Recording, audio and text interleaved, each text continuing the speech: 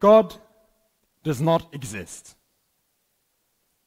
Religion is evil and has done more harm to the world than good. Capitalism is the only system that can bring economic prosperity to a country. Veganism is the only moral approach to our diet. Homosexual marriage should not be permitted, and capital punishment should not be abolished.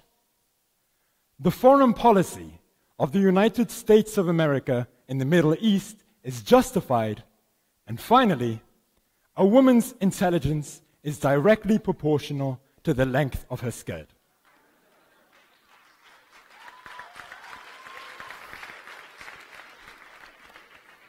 Now, what all of these statements have in common, of course, is that I believe in none of them. Not one of the previous statements can I claim to hold as a genuine opinion of mine. However, over the course of the last 4 or 5 years of my life, at one point or another, I have argued for and defended each one of these opinions as passionately and determinedly as if they were my very own. I have spent hours and hours formulating arguments for things I don't believe in, and have spent even more time formulating arguments against things I do believe in. Now, before some of you start to think I'm schizophrenic, I'd like to give you some context. What has driven me towards this erratic, and some would say fruitless behavior, has been my involvement in debating. And more importantly, my belief in the power of debate itself. Now, when we talk about the power of debate, we don't need much more historical documentation than there already is. You can observe as far back as 507 BC the role that debate had in shaping Athenian democracy and political theory in its home place of ancient Greece. Or you could look towards the Islamic Mughal Empire of the 16th century, in which Emperor Akbar the Great regularly hosted debates with intellectuals and theologians of all different faiths to discuss matters of spirituality. Another example could be the rise of the culture of debate in the coffee houses in England in the 17th and 18th century. If you search through the history books, you will find civilization after civilization adopting debate, not only as a mechanism for determining public opinion, but also as a tool for determining the right course of action for public policy.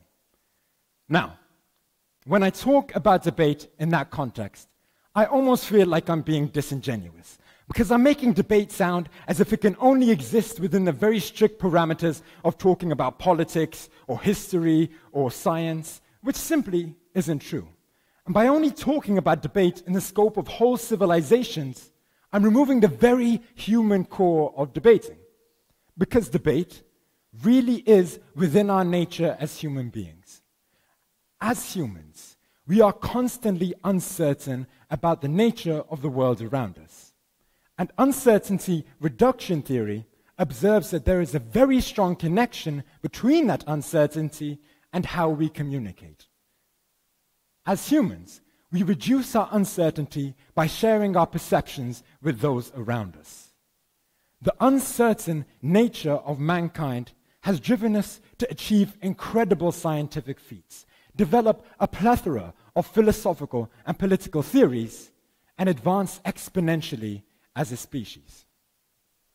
All of this isn't to say, however, that there isn't a bad side to being continuously uncertain.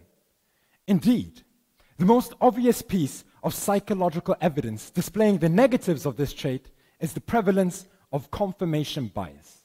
This is incredibly important to understanding the very root of our long-held differences. Confirmation bias is our natural tendency to search for and interpret information in such a way that confirms our current point of view. Very simply, we seek out what makes us think we're right, and we reject the rest. Let's say, for example, that you are of the opinion that Al-Khidri Ismail was a great ruler of Egypt. However, your best friend disagrees with you. After doing your research, you're more convinced than ever that you were right all along.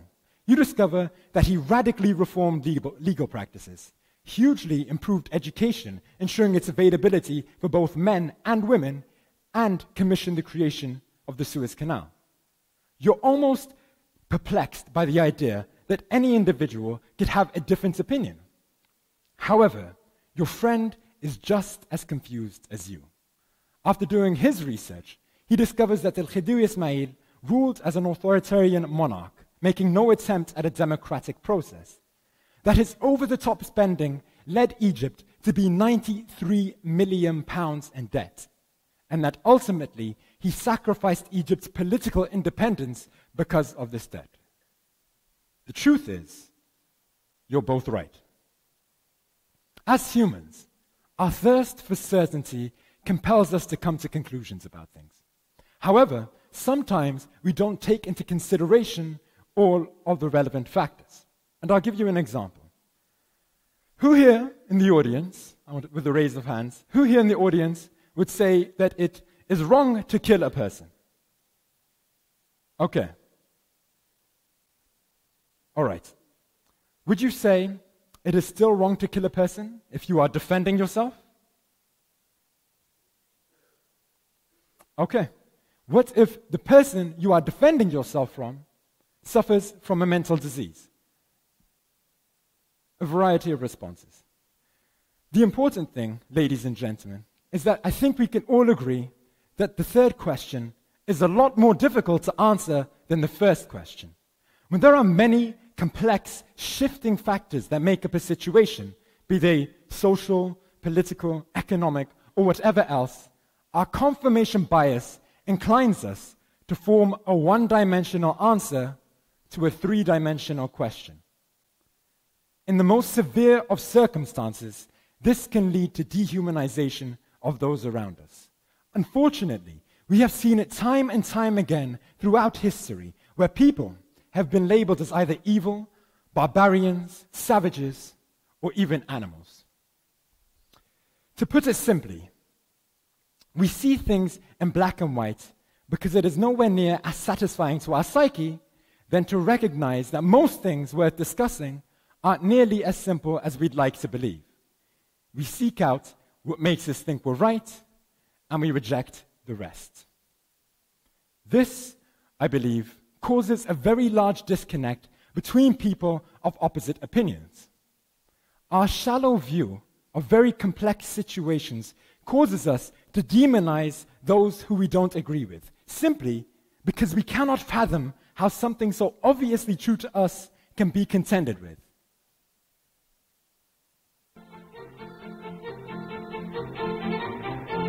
This is a problem that exists within many cultures. However, I think we can all proudly agree that it is not a problem within Arab culture. So why isn't it? Some would say it is our temperament. As Arabs, we always maintain a cool and calm demeanor while debating. لا دي اللي اتأدب وسفالة وأنا ممكن أضربك بالجزمة أنا أضربك.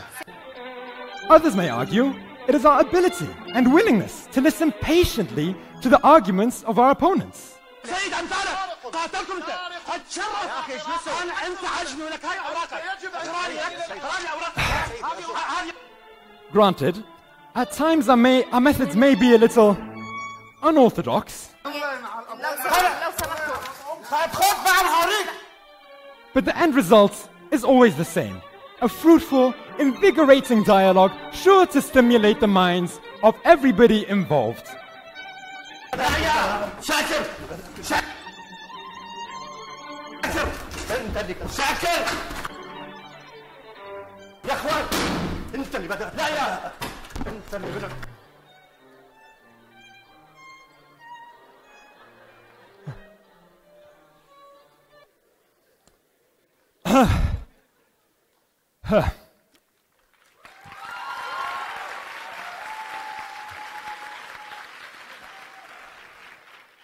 To those of you paying attention, you may have detected a small hint of sarcasm, just a small one. To the observant of you who successfully picked up on my subtlety, I am, of course, alluding to what I believe to be a societal issue when it comes to having a difference of opinion.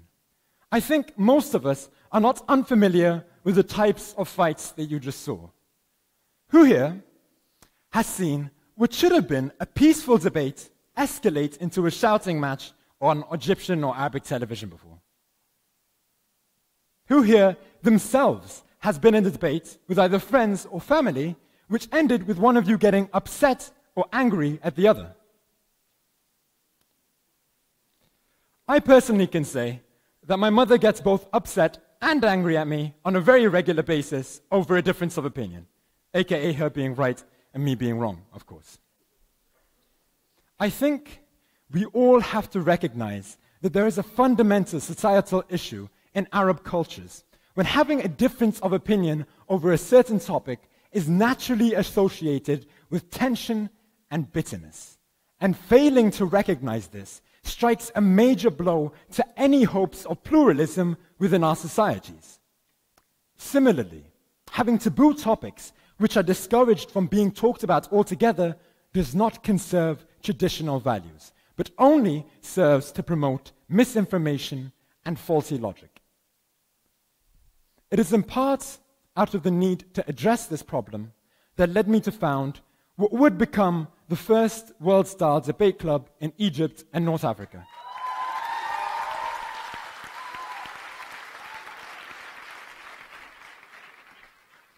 Now, any of you who know me on a personal level will most likely know my best friend, Ibrahim Awad. Some would say we have a bromance. I prefer a manlier term, but I could settle for attached at the hip. Now, near the beginning of our friendship, we stumbled across a happy coincidence. Both of us absolutely loved debating. And this not only helped shape the course of our friendship, but also the course of our university years. For hours and hours, we would debate back and forth, going from point to point, neither of us conceding nor relenting. Our topic choice followed no particular pattern. We talked about corruption in the music industry, whether the British monarchy should be abolished, racism in the Middle East, and many other issues. At times, we'd adopt stances at opposite ends of the spectrum, even if our real opinions were actually very similar. I think it's safe to say that most of our friends were sick of us at one point or another. I certainly don't blame them. After each debate had reached its natural conclusion, with me emerging victorious, of course, we talk about one day founding a debate club in our university. After our third year, we finally took action. And after being joined by a third founder, Marwan Shalabi, and deciding on World Stars as the format, we set out to establish a debate club based on the following principle: to achieve progress through effective communication and perpetually seeking knowledge. So, what is World Stars, and why did we choose it? Essentially, World Stars is a format based on British parliamentary debate, and it's used in most major debate clubs around the world. Indeed, the largest annual debating event, the World University Debating Championship, strictly uses World Stars as its format. In a World Stars debate, there are two sides, the government and the opposition, debating a motion or a topic. And on both sides, there are two teams, the opening teams and the closing teams, with each team consisting of 2 members. In a World Stars debate, with only 15 minutes preparation time and 7 minutes to speak, you have to prove to the adjudicator that your team is more capable than the other 3 to win. Aside from it being the largest international format, it also places special emphasis on delivery and teamwork, which is why it was chosen. I believe that the real power of a good debate is that while it may not necessarily soothe our uncertainty, it most certainly has the potential to overcome our confirmation bias. Debate in its core resists the one-dimensional narrative. It will almost always provide a comprehensive 3-dimensional view for the audience, simply because its participants will always bring to light all of the factors which favor their stance. This synthesized balance allows the audience to make up their mind on their point of view with the help of a platform which allows an equal opportunity for all of the relevant information and reasoning.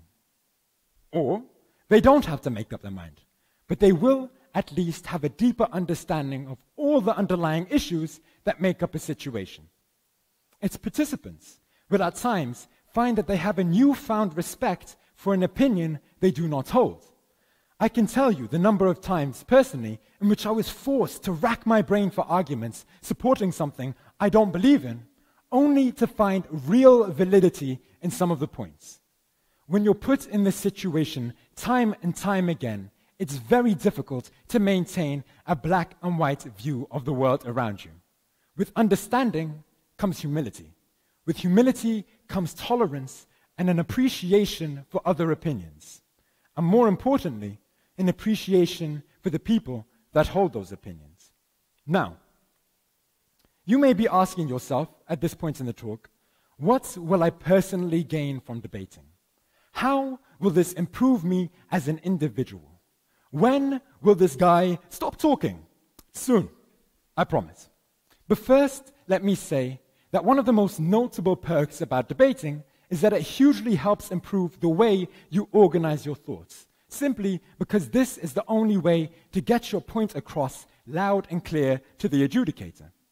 It will almost always, as well, immensely broaden your knowledge base. When you're discussing or researching worldly issues on a regular basis, even if you don't have a huge amount of information to begin with, you're going to pick up information whether you like it or not. Debate will also increase your self-confidence when it comes to self-expression and public speaking. A testament to this is that 3 short years ago, I could not stand in front of more than 10 people and speak.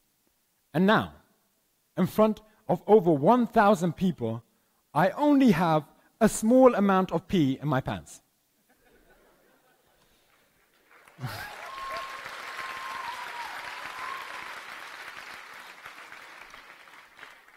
Now, I'm not necessarily telling you to join a debate club, but apply the principles of debate to your day-to-day life and interactions. Do not hold views that are above criticism or discussion. Indeed, it should be your most sacredly held beliefs that you spend the most time scrutinizing. And it would be hypocritical of me not to apply the same principle to my own beliefs, and even to this talk itself. You could say that debate does not change confirmation bias, that people will still only listen to the arguments which support their point of view. And since it's within our nature, it cannot be changed. You could say that given the lack of education in the majority of Egypt, debate cannot possibly affect the culture and thus cannot translate into public policy. You could say that even in the most pluralistic societies around the world, dehumanization can still occur, and thus it renders debate useless. I, of course, would heartily disagree, and that's fine. Find me later, and we can have a debate about it. Thank you.